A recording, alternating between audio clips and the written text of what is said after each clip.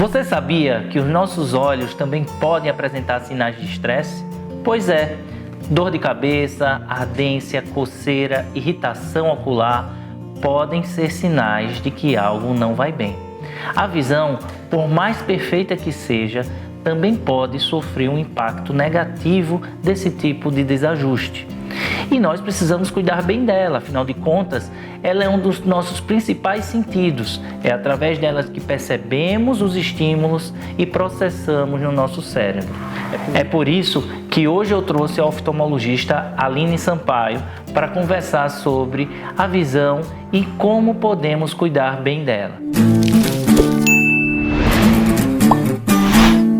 Aline, muito obrigado por ter aceitado esse convite.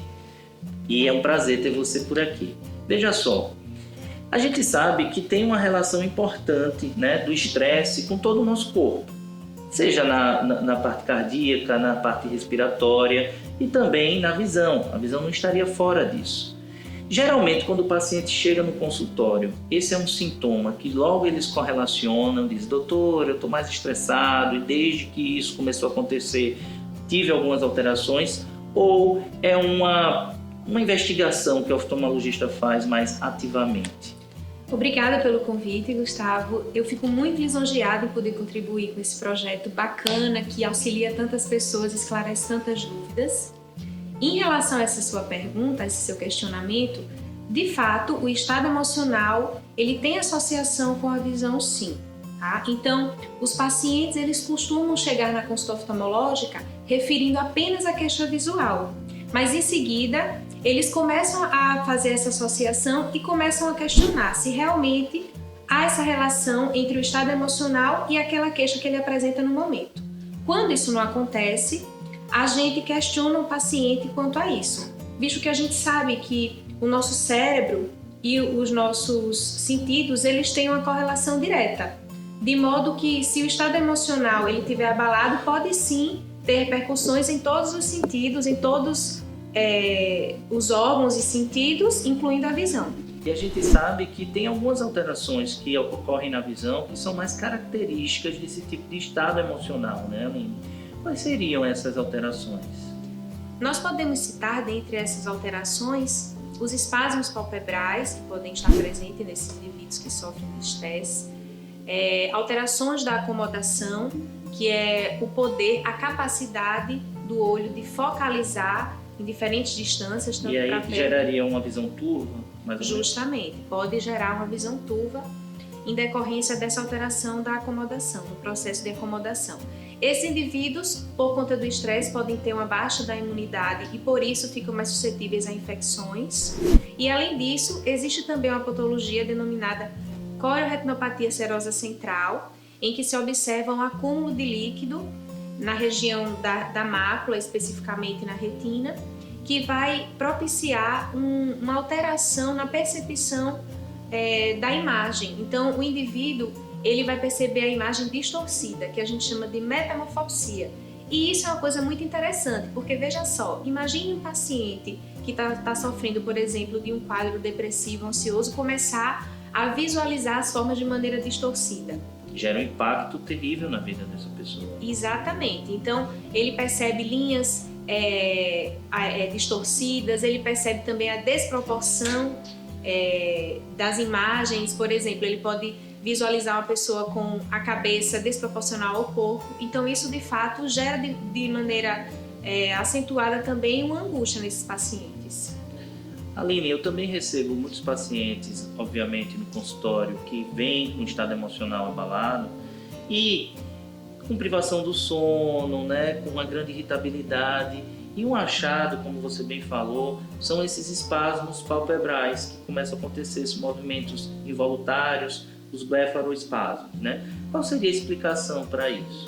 É importante a gente identificar a mioquimia, diferenciar a mioquimia do blefaroespasmo, tá? Então, a mioquimia seriam pequenos espasmos, pequenas movimentações involuntárias de músculos restritos da pálpebra. Então, esse tipo de movimento involuntário, essa alteração, pode estar associada, por exemplo, ao uso de estimulantes como café, chás, refrigerantes à base de cola, guaraná. E na maioria das vezes, com a suspensão dessas substâncias, ele cessa espontaneamente. Ou então até utilizando substâncias calmantes, como maracujá, camomila, enfim. Se persistir, é interessante, de fato, uma avaliação tanto muscular, para se identificar se está havendo alguma alteração de eletrólitos que possa estar gerando esses movimentos involuntários, como também uma avaliação neurológica. Em relação ao blefaroespasmo, ele constitui uma doença progressiva que vai, de fato, piorando à medida que esses espasmos vão acontecendo. Então, os espasmos eles vão se tornando cada vez mais frequentes, cada vez maiores em sua intensidade e começam a prejudicar a qualidade de vida do paciente. De modo que pode, inclusive, evoluir para uma cegueira funcional. E aí esses pacientes, às vezes, apresentam associado, por conta disso, uma depressão, um quadro de ansiedade ou até transtorno mesmo obsessivo compulsivo.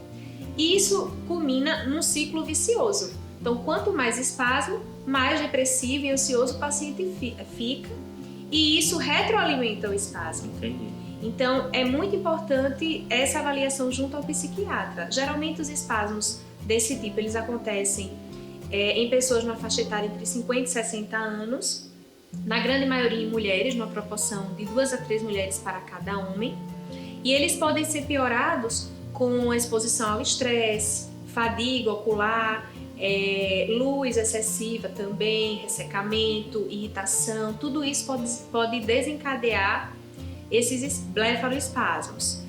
Existem pacientes que também relatam um quadro de estresse profundo que pode ter desencadeado essa situação, como, por exemplo, a perda de um parente querido, o divórcio, ou então algum problema mais sério no trabalho. Essas situações elas podem ser o gatilho para desenvolver o blefaroespasmo. Em contrapartida, o descanso, o relaxamento, pausas na leitura, isso pode fazer com que haja uma diminuição no blefaroespasmo, então pode auxiliar no controle. E além disso, o Botox, que hoje em dia ele é muito visto só em relação à questão estética, mas um dos primeiros usos foi justamente na oftalmologia, no tratamento de estrabismo, e hoje em dia ele é uma das principais armas contra essa patologia. Agora, me chamou a atenção essa questão da diferença dessas mioclonias, seriam as mioclonias, e os blefaroespasmos, que parece que há uma diferença aí na faixa etária em que costuma acometer as pessoas, né? Então seria mais comum as pessoas ter essas alterações mais benignas, né, dos movimentos involuntários. Exatamente, Gustavo. Os blefaroespasmos eles são mais comuns em pessoas nessa faixa etária que eu comentei, entre 50 e 60 anos, mas isso não impede que pessoas mais jovens também possam desenvolver, a depender da sua situação, principalmente do seu estado emocional. Aline, a gente também vê uma relação direta entre estresse e absorção de alguns nutrientes, né? Tem alguns nutrientes que são essenciais para uma boa qualidade da visão. Que nutrientes seriam esses? O estresse está associado ao esgotamento de nutrientes, como por exemplo o magnésio, o cálcio, o potássio, que são muito importantes para o bom funcionamento dos músculos. Então, caso haja uma exfoliação dessas substâncias, pode haver, por exemplo, essas alterações que a gente conversou anteriormente. Os antioxidantes, como por exemplo a vitamina A, que é o beta-caroteno, zeaxantina, luteína, vitamina E, vitamina C, assim como o zinco, também são imprescindíveis para o bom funcionamento da visão. Inclusive, podem ajudar a não progressão de algumas doenças, como por exemplo a degeneração macular relacionada à idade. Essas substâncias elas não são capazes de tratar, mas elas podem evitar que a progressão aconteça de maneira rápida. Além disso, a gente pode também lançar mão do óleo de linhaça do ômega 3, por exemplo, para pacientes que desenvolvem olho seco, porque eles melhoram a composição da lágrima desses pacientes e, na verdade, na população em geral. Falar em lágrima, tem alguma relação do estado emocional do paciente com a questão de um lacrimejamento excessivo? A lágrima, ela é produzida através de vários estímulos, né? Logicamente, o estado emocional está intimamente relacionado a isso, assim como estímulos nervosos oriundos dos receptores da nossa córnea. Então, por exemplo, quando o paciente está com o olho ressecado, são enviados estímulos informando que há necessidade de um aumento da produção de lágrima, da lubrificação. E aí, isso também associado ao fator emocional, pode de fato culminar numa secreção, numa produção mais acentuada da lágrima. Existem alguns relatos também, e até pacientes que estão sendo submetidos, por exemplo, a grande nível de estresse, a concurso público, a pré-vestibular, né? Essa carga toda emocional, que acabam desenvolvendo ordéolos, que são aquelas alterações nas pálpebras, né? Qual seria a justificativa para isso? Seria uma questão de lubrificação, de glândulas sebáceas? O que é que acontece nesses pacientes para eles ficarem mais propensos a isso? As bactérias da nossa pele, incluindo a pele do olho, elas podem se proliferar nessas situações de estresse, justamente pelo fato de que o estresse ele pode interferir na imunidade. E dessa forma, desenvolve-se uma alteraçãozinha chamada de blefarite, que nada mais é do que uma inflamação, geralmente crônica, da pálpebra. Então, a blefarite, ela deixa o indivíduo mais suscetível a desenvolver ordelo e calágio, que seria a inflamação e a infecção de glândulas presentes na pálpebra, como, por exemplo, as glândulas sebáceas. Daí a relação da causa e efeito. Então, se o paciente está estressado, a pessoa está estressada, diminui a imunidade, fica mais suscetível a desenvolver a blefarite, que é essa inflamação da pálpebra por conta dessas bactérias já existentes, e por conseguinte, desenvolve ordéolos e calásios de repetição. Ainda falando sobre essa questão imunológica, tem algumas infecções bacterianas, virais, que são mais comuns. Tem algumas para a gente exemplificar? Sim, de maneira geral, como já comentei, o indivíduo, quando sofre alguma situação de estresse ou de estado emocional lábil, né, com labilidade emocional, de fato ele fica mais suscetível a infecções justamente por atingir a imunidade, a defesa do nosso corpo de maneira geral. Então, em relação às infecções bacterianas, a gente já citou, é muito corriqueiro a presença de ordéolos e calágios de repetição por conta dessa questão emocional. E dentre as virais, a ceratite herpética, que é uma infecção por herpes, ela pode sim ser desencadeada a partir de uma situação emocional. Ou, por exemplo, o indivíduo que sofreu um estresse, muitas vezes abrupto, baixa imunidade e dessa forma o herpes ele se manifesta. Muito bom. É bom saber disso, né? Para a gente poder cuidar da nossa saúde como um todo. Atividade física, boa alimentação, né? Prezar aquilo que nos faz bem, estar sempre com os exames em dia, para poder ter uma boa saúde no sentido global e, em especial, a visão, como a gente está falando. Hoje em dia, Aline, a gente também observa que somos muito suscetíveis a estímulos luminosos de uma maneira geral, né? Um pessoal que está vivendo muito em função dos smartphones, dos tablets. A gente vê até crianças muito pequenas viciadas nesse tipo de estímulo, para que os pais possam ficar até mais tranquilos na hora do almoço, né? É comum em restaurante a gente ver que as crianças estão lá vidradas no YouTube, recebendo sempre esse estímulo através desses aparelhos tecnológicos. Isso é um problema? Isso gera um impacto negativo na vida e na saúde dessas pessoas? Sim, com certeza. Com o advento do uso dos eletrônicos, a gente está recebendo cada vez mais crianças, adolescentes e adultos jovens com problemas de saúde ocular. Então, um conceito que é importante a gente saber é em relação à questão da fadiga ocular. Sempre que a gente vai utilizar a visão de perto, existe um músculo no interior do nosso olho que é responsável por essa focalização para perto. De modo que quando a gente fica muito tempo, muitas horas, utilizando essa visão de perto, esse músculo está ali trabalhando, tá? Então, isso gera justamente esses desconfortos que estão cada vez mais frequentes, que é o cansaço visual, a visão embaçada, né? O excesso realmente de acomodação, que é essa focalização. A diminuição do piscar, porque quando a gente está exigindo um esforço visual, uma atenção visual maior, a gente pisca menos do que deveria, a gente pestaneja menos. E isso, por conseguinte, também gera o olho seco, o ressecamento ocular, que por conseguinte gera a sensação de corpo estranho e ardor, e o olho acaba irritando e ficando vermelho. Então é uma cascata, na verdade, né?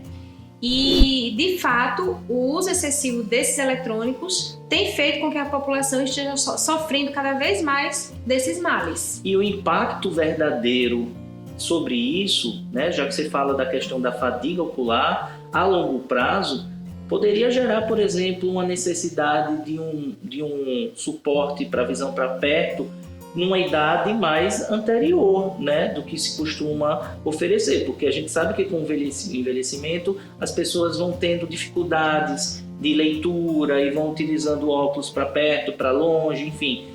O impacto na vida dessas crianças pode ser inclusive nesse sentido, né, de elas precisarem mais cedo desses estímulos. Com certeza, vários estudos têm mostrado atualmente que as crianças elas estão sendo estimuladas a desenvolver a miopia por conta do uso excessivo de eletrônicos.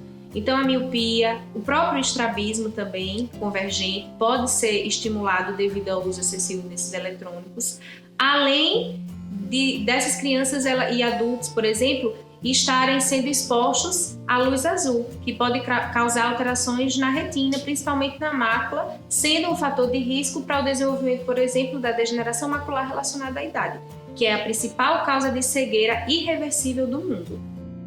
Gente, então não é brincadeira, né? A gente já está vendo aqui com a especialista o quanto que a visão é preciosa e o quanto nós precisamos cuidar dela. Então, bons hábitos de vida, hora correta de usar os smartphones, restringir os horários para que seus filhos possam usar, de modo que não tenham prejuízo, né, na sua saúde. Então, tudo isso é muito importante. E, claro, na dúvida, consulte um especialista, converse, tire suas dúvidas para poder esclarecer e até educar a sua família e as pessoas que precisam desse tipo de orientação. Em relação a essa questão da fadiga, só retomando um pouquinho, uma coisa que é muito questionada no consultório é o que pode ser feito para a gente melhorar esse desconforto que atualmente está tão presente no dia a dia de todos, né? Então, uma das orientações que a gente fornece é que durante, pelo menos, a cada hora, o indivíduo ele pare por pelo menos em 2 situações, em 2 momentos e olhe para o horizonte. Outra alternativa é uma regrinha que a gente chama de 20-20-20. E o que quer dizer essa regra? A cada 20 minutos, pare por 20 segundos e olhe a uma distância de 20 pés, que seriam 6 metros. Ou seja, olhe para o horizonte, para um ponto mais longe, infinito, com o intuito de relaxar essa musculatura e de piscar adequadamente. Então, e essa orientação é uma orientação muito importante, associada também ao uso do óculos adequado, caso seja necessário, ou então o uso de lubrificante nos pacientes que de fato estão diagnosticados com olho seco. Então ainda vão dicas aí para você cuidar da sua visão. Aline, muito obrigado por ter vindo, né? E para esclarecer o pessoal de casa sobre a importância dos cuidados com a visão para a gente poder melhorar a nossa qualidade de vida. E essa interface da psiquiatria com a oftalmologia não para por aqui. A gente sabe que tem outros assuntos que futuramente a gente pode debater juntos e esclarecer o pessoal de casa. Eu que agradeço o convite e fico realmente muito feliz em poder participar, até porque hoje em dia a gente sabe que essa interação entre as especialidades, elas são muito importantes para a gente conseguir ter um olhar para o paciente como um todo. Então esses pacientes, eles estão recebendo cada vez melhor essa questão do encaminhamento, por exemplo, ao psiquiatra, caso seja necessário. Você deve ter inclusive percebido isso no seu dia a dia quanto psiquiatra. E isso facilita muito no tratamento. Então, realmente é muito importante essa interação entre todas as nossas especialidades. E você que chegou até aqui nesse vídeo e ainda não segue e não se inscreveu no canal Diário de um Psiquiatra, se inscreve no canal, ativa o sininho, manda sugestão de pauta, que vai ser um prazer gerar novos conteúdos e mostrar novas especialidades e essa interface do universo da psiquiatria com as outras áreas da medicina, da nutrição, de outras áreas também da saúde. Então, a gente se vê em breve. Um abraço. Tchau, tchau.